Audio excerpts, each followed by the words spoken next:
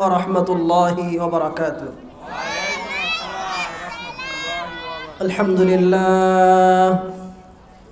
الحمد لله نحمده ونستعينه ونستغفره ونؤمن به ونتوكل عليه ونعوذ بالله من شرور أنفسنا ومن سيئات أعمالنا. من يهد الله فلا مضل له ومن يضلله فلا هادي له. ونشهد أن لا إله إلا الله وحده لا شريك له. ونشهد أن سيدنا وسندنا وحبيبنا ومحبوبنا ومرشدنا وأولانا ومولانا محمدا عبده ورسوله الذي أرسله الله تعالى بالحق إلى الخلق بشيرا ونذيرا وداعيا إلى الله بإذنه وسراجا وقمرا منيرا. أما بعد فأعوذ بالله من الشيطان الرجيم. بسم الله الرحمن الرحيم.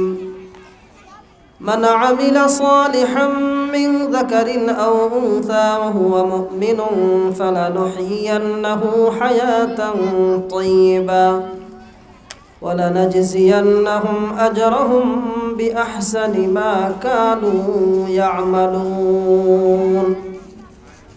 وقال رسول الله صلى الله عليه وسلم: أفضل العبادة تلاوة القرآن، أو كما قال النبي عليه الصلاة والسلام. সকলে জবান করে দরুদ শরীফ পাঠ করি। اللهم صل على محمد وعلى آل محمد كما صليت على إبراهيم وعلى آل إبراهيم إنك حميد مجيد. اللهم بارك على محمد وعلى آل محمد كما باركت على إبراهيم وعلى آل إبراهيم إنك حميد مجيد. بلغ العلا بكماله. সকলে জবান খোলেন ভাই। বালাগাল উলা বিকামালিহি কাশাফাদ দুজা বিজামালিহি হাসুনাত জামিউ খিসালিহি সাল্লু আলাইহি ওয়া আলিহি লা ইলাহা ইল্লাল্লাহ লা ইলাহা ইল্লাল্লাহ। জবান খুলে লা ইলাহা ইল্লাল্লাহ মাশাআল্লাহ লা ইলাহা ইল্লাল্লাহ ইল্লাল্লাহ ইল্লাল্লাহ ইল্লাল্লাহ ইল্লাল্লাহ লা ইলাহা ইল্লাল্লাহ। তাওহীদ কি আমানত सीनों में हाय हमारे। अल्लाहु अकबर। तौहीद की अमानत सीनों में हाय हमारे। आशा नहीं मिटाना नामो निशा हमारा। ला इलाहा इल्लल्लाह जोरे ला इलाहा इल्लल्लाह ला इलाहा इल्लल्लाह।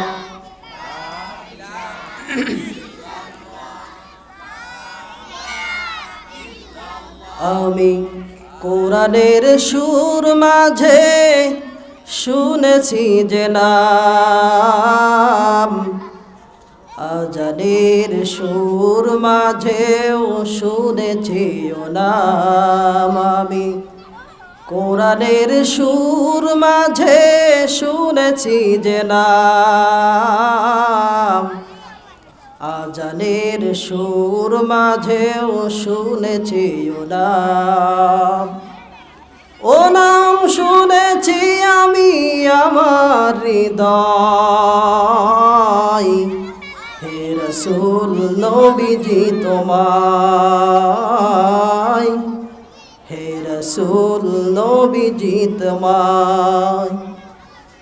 ও নামে এত জাদু, এত মধুময়, আল্লাহু আকবার বলেন। ও নামে এত জাদু, এত মধুময়,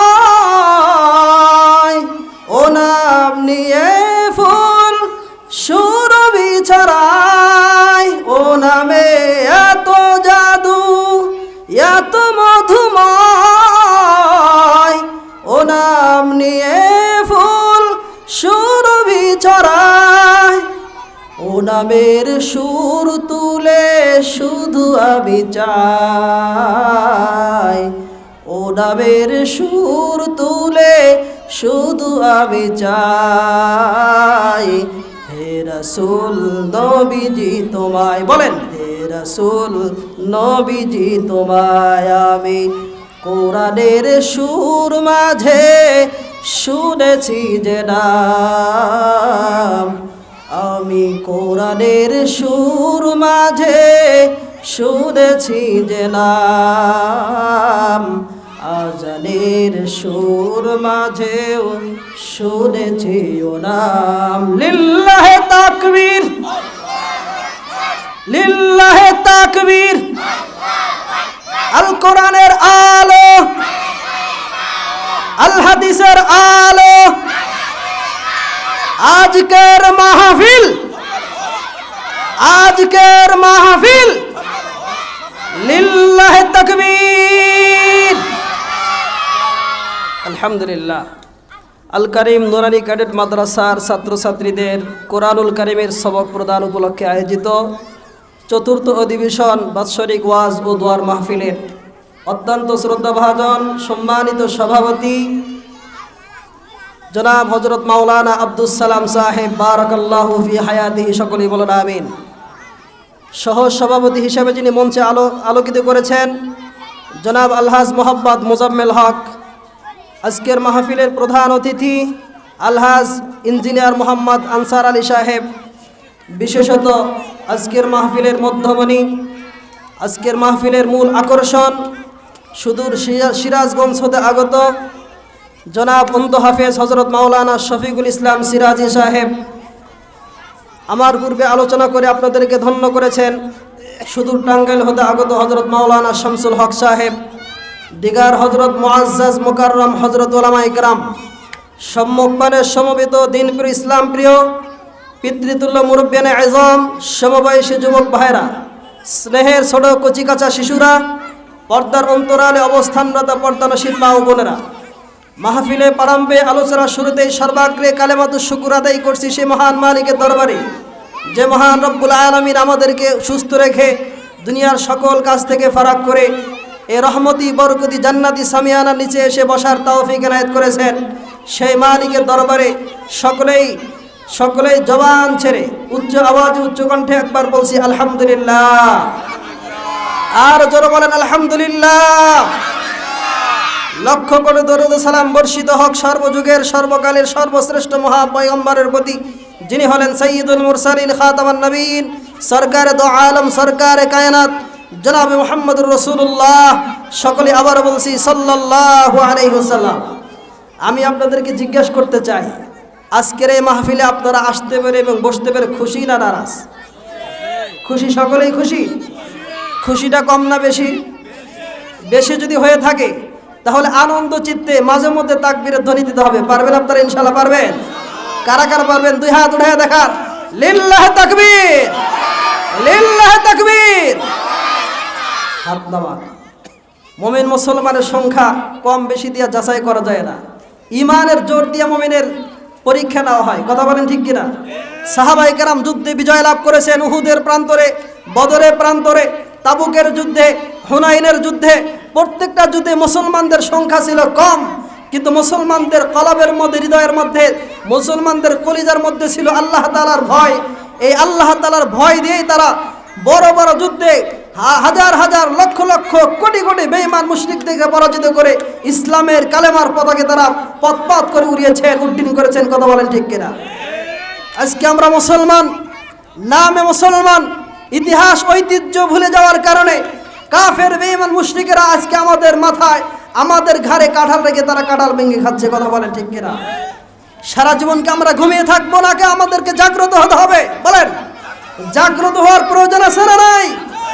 আজকে মুসলমান ঘুমন্ত থাকার কারণে কাশ্মীরে মুসলমান ভাই মার খায়, ফিলিস্তিনে মুসলমান ভাই মার খায়, আফগানিস্তানে মুসলমান ভাই মার খায়, আর এখানে আমার মুসলমান ভাই নির্যাতিত হয়।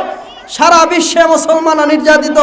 সংখ্যাগরিষ্ঠ মুসলমানের বাংলাদেশে আজকে আলেম ওলামার কথা বলার নাকি সুযোগ নাই। এই বাংলার জমি নাকি বাউলদের জমি হয়ে গেছে। নাউজুবিল্লাহ। বাউল তার বড় জনে ফাউল, যাদের ফাউল ছাড়া কোনো কথা নাই। কথা বলেন নাই?